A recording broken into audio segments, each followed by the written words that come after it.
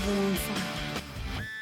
ಸಾಕಷ್ಟು ವಾದ ಪ್ರತಿವಾದ ನಡೀತಾ ಬರ್ತಾ ಇದೆ ಮುಡಾ ಕೇಸ್ಗೆ ಸಂಬಂಧಪಟ್ಟಂತೆ. ಇದೇ ವಿಚಾರದಲ್ಲಿ ಇನ್ನೂ ಒಂದು ವಾರದ ಮಟ್ಟಿಗೆ ಮುಖ್ಯಮಂತ್ರಿಗಳಿಗೆ ಈ ಕೇಸ್ನಿಂದ ಒಂದು ಸಣ್ಣ ರಿಲೀಫ್ ಸಿಗ್ತಾ ಇದೆ. ಇಲ್ಲಿ ಇನ್ನೂ ಒಂದು ವಾರ, ಒಂದು 7 ದಿನ ಮುಖ್ಯಮಂತ್ರಿಗಳಿಗೆ ಒಂದು ಜೀವದಾನ ಸಿಕ್ಕಂತೆ ಈ ಒಂದು ವಿಚಾರದಲ್ಲಿ.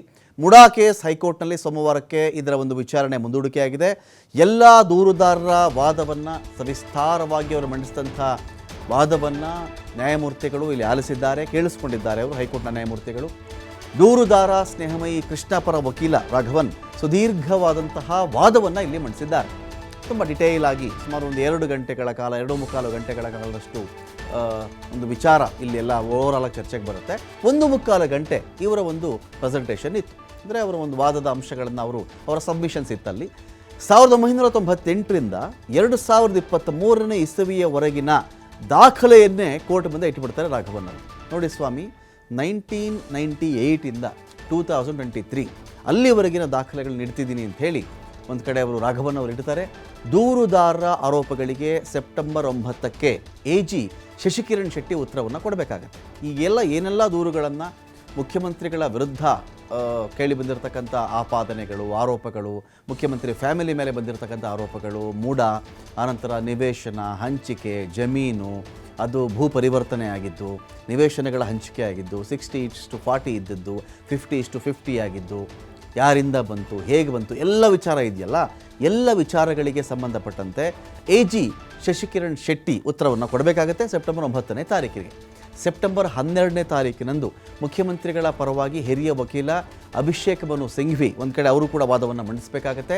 ಸೆಪ್ಟೆಂಬರ್ 12ನೇ ತಾರೀಕಿನ ಮಧ್ಯಾಹ್ನ 2:30 ಮನು ಸಿಂಘ್ವಿ ಅವರು ಈ ಎಲ್ಲ ಯಾರೆಲ್ಲ ದೂರುದಾರರ ಪರವಾಗಿ ವಕೀಲರು ವಾದವನ್ನು ಮಂಡಿಸಿದ್ದಾರೋ ಅದಕ್ಕೆ ಪ್ರತಿಯಾಗಿ ಅಭಿಷೇಕ್ ಮನು ಸಿಂಘ್ವಿ ಅವರು ಕೂಡ ಒಂದು ಕಡೆ ವಾದವನ್ನು ಮಂಡಿಸ್ತಾರೆ. ಹಾಗಾಗಿ ಇನ್ನು ಮಧ್ಯಂತರ ತಡೆ ಅಂತ ಯಾವುದಕ್ಕಿತ್ತು ಅಂತ ಹೇಳಿದ್ರೆ, ನೋಡ್ರಪ್ಪ, ನಾನು ವಿಚಾರಣೆ ಮಾಡ್ತಾ ಇದ್ದೀನಿ, ಸೆಪ್ಟೆಂಬರ್ 12ಕ್ಕೆ ಮತ್ತೆ ಇದರ ವಿಚಾರಣೆ ಬರ್ತಾ ಇದೆ, ಅಲ್ಲಿಯವರೆಗೂ ಇನ್ಯಾವುದೇ ಮುಖ್ಯಮಂತ್ರಿಗಳ ವಿಚಾರದಲ್ಲಿ ಯಾವುದೇ ರೀತಿ ತನಿಖೆನೋ ನೋಟಿಸ್ಗಳೋ ಇದ್ಯಾವ ಪ್ರಕ್ರಿಯೆಗಳು ಕೂಡ ಆಗಬಾರ್ದು ಅಂಥೇಳಿ ಒಂದು ಇಂಟಿರಮ್ ಆರ್ಡರ್ ಇದೆಯಲ್ಲ, ಇಂಟಿರಮ್ ಸ್ಟೇ ಇದೆಯಲ್ಲ, ಇದನ್ನು ವಿಸ್ತರಣೆ ಮಾಡಿ ಇವತ್ತು ಜಸ್ಟಿಸ್ ನಾಗಪ್ರಸನ್ನ ಅವರು ಹೇಳಿದ್ದಾರೆ.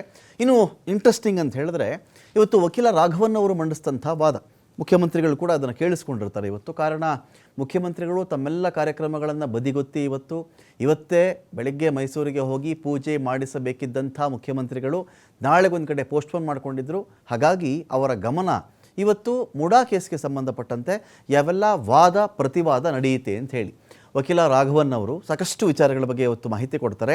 ಮೇಯ್ನಾಗಿ ಬಂದ್ಬೇಡ, ಅವ್ರು ಮಾತನಾಡಿದಂಥ ಎಲ್ಲ ವಿಚಾರಕ್ಕಿಂತ ಹೆಚ್ಚಾಗಿ ಸಾರಾಂಶ ಏನಿತ್ತು ಇವತ್ತು ವಕೀಲ ರಾಘವನ್ ಅವರ ವಾದ ಸರಣಿಯಲ್ಲಿದ್ದಂಥ ಅತಿ ಮುಖ್ಯ ಸಾರಾಂಶಗಳು. ಅಂದರೆ ಅವ್ರು ಏನು ಪ್ರೂವ್ ಮಾಡಲಿಕ್ಕೆ ಟ್ರೈ ಮಾಡ್ತಾಯಿದ್ರು ಅಂತ ಹೇಳಿದ್ರೆ, ಒಂದು ನೋಡಿ ಸ್ವಾಮಿ, ಇಲ್ಲಿ ರಾಜ್ಯಪಾಲರ ವಿವೇಚನೆ ಇದೆಯಲ್ಲ, ಇದನ್ನು ಯಾರೂ ಕ್ವಶನ್ ಮಾಡೋಕ್ಕೆ ಬರಲ್ಲ ಅಂತ.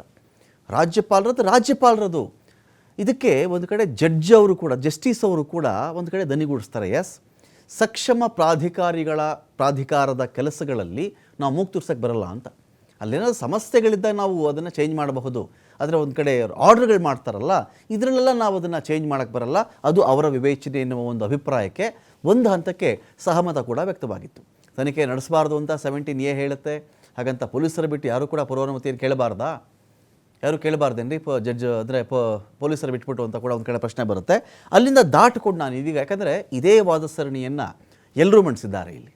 ರಾಜ್ಯಪಾಲರು ಅವರ ವಿವೇಚನೆ, ಅವ್ರ ತನಿಖೆಗೆ ಯಾಕೆ ಕೊಡಬಾರ್ದು, ಯಾಕೆ ಪ್ರಾಸಿಕ್ಯೂಷನ್ಗೆ ಅವ್ರು ಕೊಡಬಾರ್ದಾಗಿತ್ತಾ, ಅವ್ರು ನೋಟಿಸ್ ಕೊಟ್ಟರೆ ಏನಾಗುತ್ತೆ, ಕೊಡದಿದ್ರೆ ಏನಾಗುತ್ತೆ, ಸಾಕ್ಷ್ಯನಾಶ ಏನಾಗುತ್ತೆ ಅಂತ ಹೇಳಿ ಎಲ್ಲರೂ ಕೂಡ ಸವಿಸ್ತಾರವಾಗಿ ಇದ್ರ ಬಗ್ಗೆ ಪ್ರೆಸೆಂಟ್ ಮಾಡಿದ್ದಾರೆ.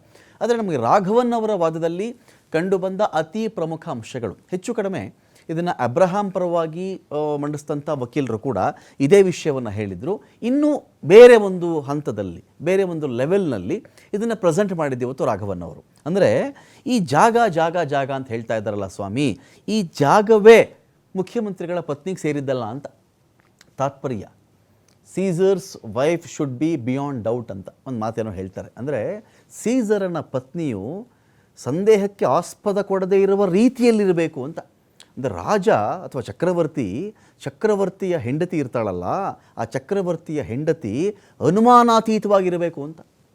ಯಾವುದೇ ಸಂದೇಹಗಳಿಗೆ, ಡೌಟ್ಗಳಿಗೆ, ತಪ್ಪಿಗೆ ಒಳಗಾಗಿ ಅವರೇ ತಪ್ಪು ಮಾಡುವಂತೆ ಇರಬಾರ್ದು ಅಂತ. ಯಾಕಂದರೆ ಬೇರೆ ಯಾರೋ ತಪ್ಪು ಮಾಡೋದು ಬೇರೆ, ಒಬ್ಬ ರಾಜ ಅನ್ನಿಸ್ಕೊಂಡವನು, ಚಕ್ರವರ್ತಿ ಎನ್ನಿಸಿಕೊಂಡವನು, ಅವನ ಪತ್ನಿಯೋ ಯಾವುದೇ ಅನುಮಾನಗಳಿಗೆ ಈಡಾಗುವಂತಿರಬಾರ್ದು, ಅನುಮಾನಗಳಿಂದ ದೂರವಾಗಿರಬೇಕು, ಅತೀತ, ಅದರಿಂದ ದೂರ ಇರಬೇಕು, ಪ್ರತ್ಯೇಕವಾಗಿರಬೇಕು ಅಂಥೇಳಿ ಒಂದು ವಾದವನ್ನು ಕೂಡ ಮಂಡಿಸ್ತಾರೆ. ಇದು ಬಹಳ ಹಳೆಯ ಒಂದು ನಾಣ್ಣುಡಿ. ಅದು Caesar's wife should be beyond doubt ಅಂಥೇಳಿ, ಯಾವುದೇ ಅನುಮಾನಗಳಿಗೆ ಎಡೆ ಇಲ್ಲದ ರೀತಿಯಲ್ಲಿ ಇರಬೇಕು ಅಂಥೇಳಿ. ಅದೇ ರೀತಿಯಲ್ಲಿ ಸ್ವಾಮಿ ಒಬ್ಬರು ಜನಪ್ರತಿನಿಧಿ, ಒಬ್ಬರು ಮುಖ್ಯಮಂತ್ರಿ, ಇವರ ಪತ್ನಿಯ ಕಡೆಯಿಂದ ಇಂಥ ಕೆಲಸ ಆಗಿರೋದು, ಇವರ ಪತ್ನಿಯ ಕಡೆಯಿಂದ ಆಗಿದೆಯಲ್ಲ, ಯಾವ ವ್ಯಕ್ತಿಯ ಮೇಲೆ ಅನುಮಾನಗಳಿರಬಾರ್ದು, ಸಂದೇಹಗಳಿರಬಾರ್ದು, ಸಂಶಯಗಳಿರಬಾರ್ದು, ತಪ್ಪನ್ನು ಯಾರು ಮಾಡಬಾರ್ದು ಅಂತ ಇರುತ್ತೋ ಅಂಥ ಫ್ಯಾಮಿಲಿ ಕಡೆಯಿಂದ ಆಗಿರತಕ್ಕಂಥ ತಪ್ಪಿದು. ಇಡೀ ಜಾಗ ಇದೆಯಲ್ಲ ಸ್ವಾಮಿ, ಈ ಜಾಗಕ್ಕೂ ಮುಖ್ಯಮಂತ್ರಿಗಳವರ ಪತ್ನಿಗೂ ಸೂತ್ರ ಇಲ್ಲ, ಸಂಬಂಧ ಇಲ್ಲ ಅಂತ ವಾದದ ತಾತ್ಪರ್ಯ. ಏನೂ ಸಂಬಂಧ ಇಲ್ಲ ಸ್ವಾಮಿ. ಇದು ರಚನೆ ಆಗಿರತಕ್ಕಂಥ ತನಿಖಾ ಆಯೋಗದ ಬಗ್ಗೆ ಅಸಮಾಧಾನವಿದೆಯಾ ಅಂತ ಒಂದು ಕಡೆ ಜಸ್ಟಿಸ್ ಅವರು ಕೂಡ ಕೇಳ್ತಾರೆ. ತನಿಖಾ ಆಯೋಗಕ್ಕೆ ಹಲ್ಲೆ ಇಲ್ವಲ್ಲ ಸ್ವಾಮಿ ಅಂತ ಒಂದು ಕಡೆ ಇಲ್ಲಿ ವಕೀಲರು ವಾದವನ್ನು ಮಾಡ್ತಾರೆ. ಆ ಹಲ್ಲುಗಳನ್ನು ನಾವು ಕೊಡ್ತೀವಿ ಅಂತಾರೆ ಜಸ್ಟಿಸ್ ನಾಗಪ್ರಸನ್ನ ಅವರು. ತನಿಖಾ ಆಯೋಗಕ್ಕೆ ಹಲ್ಲಿಲ್ಲ ಅಂತ ಹೇಳಿದ್ರೆ ಹಲ್ಲು ನಾವು ಕೊಡೋಣ್ರಿ, ನಾವು ಪ್ರೊವೈಡ್ ಮಾಡೋಣ ಹಲ್ಲುಗಳನ್ನ. ಹಾಗಿದ್ದ ಮೇಲೆ ಈಗಲೇ ಯಾಕೆ ಪ್ರಾಸಿಕ್ಯೂಷನ್ಗೆ ತಡೆ? ಕೋರ್ಟ್ ದಯವಿಟ್ಟು ಪ್ರತಿವಾದಿಗಳ ಪರ ಇರಬೇಕಾಗಿದೆ ಸ್ವಾಮಿ ಅಂತ ಕೂಡ ಕೇಳ್ಕೊಳ್ತಾರೆ. ನಾವೇನು ಪ್ರತಿವಾದ ಮಾಡ್ತಾ ಇದ್ದೀವೋ ನಮ್ಮ ಕಡೆ ಇರಬೇಕು ಸ್ವಾಮಿ, ಘನವೆತ್ತ ನ್ಯಾಯಾಲಯ ಇದು ಅಂತ ಕೂಡ ಕೇಳ್ಕೊಳ್ತಾರೆ. ಇರಲಿ. ಇನ್ನೊಂದು ಕಡೆ ಚೆಕ್ ಮಾಡಿದ್ರೆ ಹೇಗೆ ಇವರ ಒಂದು ವಾದವನ್ನು ಮಂಡಿಸ್ತಾರೆ ಅಂತ ಹೇಳಿದ್ರೆ, ಇದು ಯಾಕೆ ಮುಖ್ಯಮಂತ್ರಿಗಳ ಪತ್ನಿಯ ಪ್ರಾಪರ್ಟಿನೇ ಅಲ್ಲ ಅಂತ. ಈ ಪ್ರಾಪರ್ಟಿಗೂ ಇವ್ರಿಗೂ ಸಂಬಂಧನೇ ಇಲ್ಲ. ಸಂಬಂಧವೇ ಇಲ್ಲದೆ ಇರತಕ್ಕಂಥ ಜಾಗವನ್ನು ಇವರು ಕ್ಲೈಮ್ ಮಾಡಿಕೊಂಡು ಆ ಜಾಗಕ್ಕೆ ಅದರಲ್ಲೊಂದು ನಿವೇಶನಗಳನ್ನು ತೊಗೊಂಡಿದ್ದಾರೆ. 50 ಕೋಟಿ 60 ಕೋಟಿವರೆಗೂ ಬಾಳುತ್ತಲ್ಲ, ಇದು ಹೇಗೆ ಅಂತ ಅವ್ರು ಇಡೀ ಒಂದು ವಾದದ ಸಾರಾಂಶ ಇದೆ ನೋಡಿ. ಅವ್ರು ಹೇಳ್ತಾ ಹೋಗ್ತಾರೆ ಇಲ್ಲಿ, ಸ್ವಾಮಿ ಮುಡಾ ಹೊರಡಿಸಿದಂಥ ನೋಟಿಫಿಕೇಷನ್ನಲ್ಲಿ ನಿಂಗ ಅನ್ನೋ ವ್ಯಕ್ತಿಯ ಹೆಸರಿದೆ.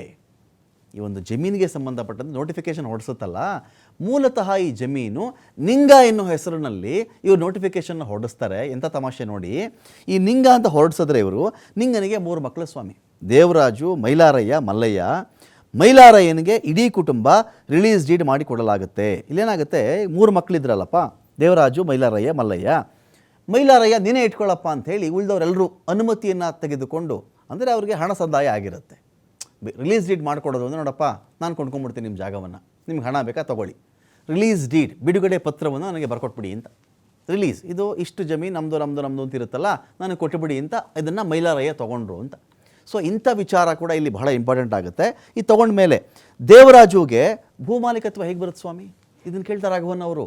ಮೈಲಾರಯ್ಯನಿಗೆ ನಿಂಗನ ಕಡೆಯಿಂದ ಬಂದಿದ್ದಂಥ ಜಮೀನು, ಮೈಲಾರಯ್ಯ, ದೇವರಾಜು, ಆನಂತರದಲ್ಲಿ ನಾವು ಚೆಕ್ ಮಾಡಿಕೊಂಡಾಗ ಮಲ್ಲಯ್ಯ, ಇಷ್ಟು ಜನದ ಹೆಸರಿದೆ ಇಲ್ಲಿ.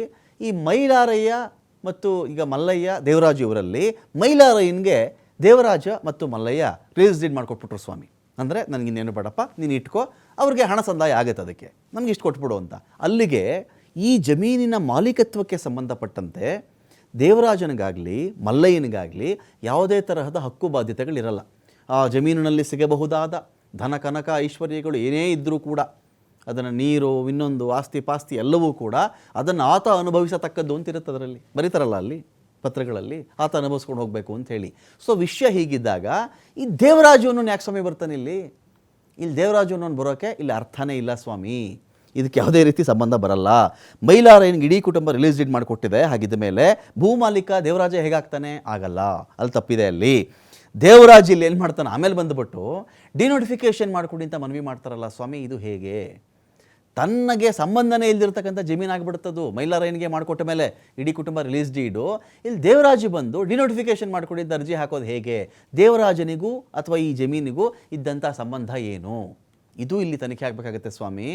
ಹಾಗಾಗಿ ಈ ಜಮೀನಿಗೂ ದೇವರಾಜನಿಗೂ ಇಲ್ಲಿ ಸಂಬಂಧ ಇರಲಿಲ್ಲ ಅನ್ನೋ ಒಂದು ಅಂಶವನ್ನು ಪ್ರೂವ್ ಮಾಡುವ ಪ್ರಯತ್ನದಲ್ಲಿ ಇಲ್ಲಿ ರಾಘವನ್ ಅವರು ಇದ್ದರು. ಆನಂತರದಲ್ಲಿ ಮೈಲಾರಯ್ಯ ಮಾಲೀಕರಾಗಿದ್ದರು. ದೇವರಾಜ ಅರ್ಜಿ ಹಾಕಿದ್ಯಾಕೆ?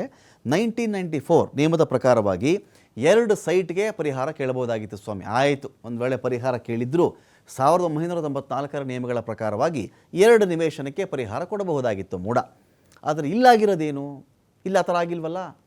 ಇಲ್ಲಿ ಬೇರೆ ಥರನೇ ಕಥೆ ಇದೆಯಲ್ಲ. 3 ಎಕರೆಗಿಂತ ಜಾಸ್ತಿ ಇದ್ದರೆ 4800 ಅಡಿ ಪರಿಹಾರ ಕೇಳಬಹುದು ಸ್ವಾಮಿ. ಇಲ್ಲಿ ಇವರು 3 ಎಕರೆ 16 ಗುಂಟೆ ಅಂತ ಪರಿಹಾರ ಕೇಳಿದ್ದಾರೆ. ವೆರಿ ಫಸ್ಟ್ ಪಾಯಿಂಟ್ ರಾಘವನವರು ಪ್ರೂವ್ ಮಾಡೋಕ್ಕೆ ಟ್ರೈ ಮಾಡಿದ್ದು, ಈ ಜಮೀನಿಗೂ ದೇವರಾಜನಿಗೂ ಸಂಬಂಧ ಇಲ್ಲ. ನಿಂಗನಿಗೆ 3 ಜನ ಮಕ್ಕಳು, ದೇವರಾಜ, ಮೈಲಾರಯ್ಯ, ಮಲ್ಲಯ್ಯ. ಇದರಲ್ಲಿ ಮೈಲಾರಯ್ಯನಿಗೆ ಮಲ್ಲಯ್ಯ, ದೇವರಾಜ ರಿಲೀಸ್ ಡೀಡ್ ಕೊಟ್ಬಿಟ್ಟಿದ್ದಾರೆ. ಆದಾಗ್ಯೂ ದೇವರಾಜ ಬಂದು ನನಗೆ ಇದನ್ನು ಡಿನೋಟಿಫೈ ಮಾಡಿ ಅಂತ ಅರ್ಜಿ ಹಾಕ್ಕೊಳ್ತಾನೆ. ಜೊತೆಗೆ ಆಗಿನ ಕಾಲದ ನಿಯಮದ ಪ್ರಕಾರ 2 ಸೈಟ್ ಪರಿಹಾರ ಕೇಳ್ಬೋದಾಗಿದ್ದು ಜಮೀನಿಗೆ. ಇದು ಹೇಗೆ? ಒಂದು ವೇಳೆ 3 ಎಕರೆಗಿಂತ ಜಾಸ್ತಿ ಕೊಟ್ಬಿಟ್ಟಿದ್ದೀವಿ ನಾವು ಜಮೀನು ಅಂದರೂ 4800 ಅಡಿ ಮಾತ್ರ ಪರಿಹಾರ ಕೇಳಬಹುದಾಗಿತ್ತು. ಸರ್ಕಾರವೇ ಇದು ತನಿಖೆಗೆ ಯೋಗ್ಯವಾದಂಥ ಪ್ರಕರಣ ಅಂತ ಒಂದು ಕಡೆ ಹೇಳೋಬಿಟ್ಟಿದೆ ಸ್ವಾಮಿ. ಸತ್ಯ ಅನಾವರಣ ಆಗೋಕ್ಕೆ ಕೋರ್ಟು ಸರ್ಕಾರನೇ ಒಪ್ಕೊಂಡ್ಬಿಟ್ಟಿದೆ ಸ್ವಾಮಿ. ಇದನ್ನು ಕೋರ್ಟ್ ತನಿಖೆಗೆ ಒಂದು ಅವಕಾಶ ಕೊಡಬೇಕಷ್ಟೇ.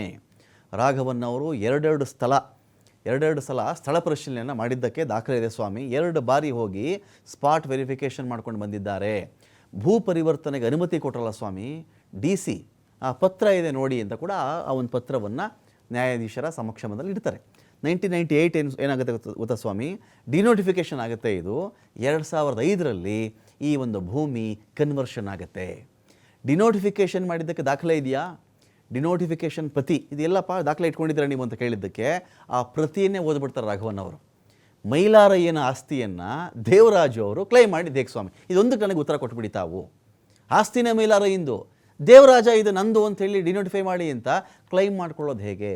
ಹಾಗಾದರೆ ಡಿನೋಟಿಫಿಕೇಷನ್ ಮಾಡಿದ್ದೇ ಅಕ್ರಮ ಅಲ್ವಾ ಸ್ವಾಮಿ? ಡಿನೋಟಿಫಿಕೇಷನ್ ಆಗಿರೋದೇ ಅಕ್ರಮ. ಇಲ್ಲಿ ಈ ಒಂದು ಕೇಸಲ್ಲಿ ಸಂಶಯ ಮೂಡಿಸಿದ್ದ ಅಂಶವೇ ಇಲ್ಲಿ ಪ್ರಮುಖವಾಗುತ್ತೆ. ಇದು ನ್ಯಾಯಾಂಗ ಇಂತಹ ಪ್ರಕರಣಗಳಲ್ಲಿ ತುಂಬ ಸಮಯ ತಗೋಬಾರ್ದು ಸ್ವಾಮಿ, ತನಿಖೆ ಕೊಟ್ಬಿಡಬೇಕು. ಸಿಂಪಲ್ಲಾಗಿ ತನಿಖೆ ಮಾತ್ರ ಇದಕ್ಕೆ ಪರಿಹಾರ ಆಗುತ್ತೆ. ಇದೊಂದೇ ಜಮೀನು ಡಿನೋಟಿಫಿಕೇಷನ್ ಮಾಡಿದ್ರೇನ್ರಿ? ಜಸ್ಟಿಸ್ ಕೇಳ್ತಾರೆ, ಇದೊಂದೇನಾ ಜಮೀನು ಡಿನೋಟಿಫಿಕೇಷನ್ ಮಾಡಿದ್ದು, ಇನ್ಯಾವುದು ಮಾಡಲೇ ಇಲ್ವಾ? ಹೌದು, ನಮ್ಮ ಮಾಹಿತಿ ಪ್ರಕಾರ ಸ್ವಾಮಿ, ನಮಗೆ ಲಭ್ಯವಿರುವ ಮಾಹಿತಿ ಪ್ರಕಾರ ಇದೊಂದೇ ಜಮೀನು ಡಿನೋಟಿಫಿಕೇಷನ್ ಆಗಿದ್ದು ರಾಘವನ್ ಹೇಳ್ತಾರೆ. ಒಂದು ಸಾಮಾನ್ಯ ಕಂಪ್ಲೇಂಟ್ ಬಂದರೂ ಸ್ವಾಮಿ ಇಂಥ ವಿಚಾರದಲ್ಲಿ ತನಿಖೆ ಆಗಿಬಿಡುತ್ತೆ. ಡಿನೋಟಿಫೈ ಆಗಿರತಕ್ಕಂಥ ಜಾಗವನ್ನು ಇಲ್ಲಿ ಭೂಮಿ ಪರಿವರ್ತನೆ ಮಾಡ್ಕೊಳ್ತಾರೆ ಅಂತ ಹೇಳಿದ್ರೆ ಇದು ಎಂಥ ವಿಸ್ಮಯ, ಇದು ಎಂಥ ಮ್ಯಾಜಿಕ್. ಇದು ಆಲ್ರೆಡಿ ಡಿನೋಟಿಫೈಡ್ ಲ್ಯಾಂಡ್, ಅದನ್ನು ಕನ್ವರ್ಷನ್ ಹೆಂಗೆ ಸ್ವಾಮಿ ಮಾಡ್ತಾರೆ ಇವರು? ಜನಸಾಮಾನ್ಯನಾದ್ರೂ ಇಂಥ ಮನವಿಯನ್ನು ಮಾಡಿಬಿಟ್ರೆ ಇದೇ ಕತೆ ಕೇಳ್ಕೊಂಡು ಕೂತ್ಕೋತಾರ ಸ್ವಾಮಿ, ಅಲಿಸ್ಬಿಡ್ತಾರೆ ಅವ್ರನ್ನ. ಅಲ್ಲಿ ಹೋಗಿ ಇಲ್ಲಿ ಹೋಗಿ ಕೋರ್ಟ್ಗೆ ಹೋಗಿ ಅಂತ ಹೇಳಿಬಿಡ್ತಾರೆ. ಇಂಥದ್ದೇನೂ ಮಾಡಲ್ಲ ಇವರು. ಆದರೆ ಇಲ್ಲಿ ಮುಖ್ಯಮಂತ್ರಿಗಳ ಪತ್ನಿ ಕಡೆಯವರು ಎನ್ನುವ ಕಾರಣಕ್ಕೆ ಇಲ್ಲೆಲ್ಲವೂ ಸಾಧ್ಯ ಇದೆ ಸ್ವಾಮಿ. ಅಧಿಕೃತ ದಾಖಲೆಗಳಲ್ಲಿ ಎಲ್ಲೂ ಇಲ್ಲ. ಇಂಥ ಮನವಿ ಜನರಿಂದನಾದರೂ ಬಂದುಬಿಟ್ರೆ ಇದೇ ಕೆಲಸ ಮಾಡ್ತಾ ಇತ್ತಾ? ನೋ. ಸಿದ್ದರಾಮಯ್ಯ ಅವರ ಪತ್ನಿ ಪಾರ್ವತಿಯವರು ಒಂದು ಅರ್ಜಿ ಕೊಡ್ತಾರೆ ಸ್ವಾಮಿ. ಅರ್ಜಿ ಸಲ್ಲಿಕೆ ಆಗದ ತಕ್ಷಣವೇ ಬದಲಿ ಜಮೀನು ಕೊಟ್ಬಿಡ್ತಾರಲ್ಲ ಅವ್ರಿಗೆ. ಫಸ್ಟ್ ಆಫ್ ಆಲ್ ಜಾಗವೇ ದೇವರಾಜಂದಲ್ಲ, ಮೈಲಾರಯಿಂದ ಜಾಗ. ಅದನ್ನು ದೇವರಾಜ ಕ್ಲೈಮ್ ಮಾಡೋದು, ಆ ಕ್ಲೈಮ್ ಮಾಡಿದ್ದಕ್ಕೆ ಇಷ್ಟು ನಿವೇಶನಗಳು ಬರೋದು, ಏನು ಸ್ವಾಮಿ ಇದರ ಅರ್ಥ? ಅಸಲಿಗೆ ದೇವರಾಜು ಈ ಭೂಮಿ ಮಾಲೀಕನೇ ಅಲ್ಲ ಅಂತ ಹೇಳಿದ್ಮೇಲೆ ಈ ಭೂಮಿ ಮುಖ್ಯಮಂತ್ರಿಗಳ ಪತ್ನಿಗೆ ಸೇರಿದ್ದೇ ಅಲ್ಲ. ಅವ್ರಿಗೆ ಸೇರದೇ ಇದ್ದ ಮೇಲೆ ಈ ಸೈಟ್ ಯಾಕೆ ಮಂಜೂರಾಗುತ್ತೆ, ಬದಲಿ ಜಾಗ ಹೇಗೆ ಸ್ವಾಮಿ ಸಿಗುತ್ತೆ ಅಂಥೇಳಿ ರಾಘವನ್ ಅವರು ಒಂದು ಕಡೆ ವಾದವನ್ನು ಮಂಡಿಸ್ತಾರೆ. ಉಳಿದಂತೆ ಇದೇ ರಾಘವನ್ ಅವರ ವಾದ ಸರಣಿ ಹೇಗಿತ್ತು ನೋಡೋಣ.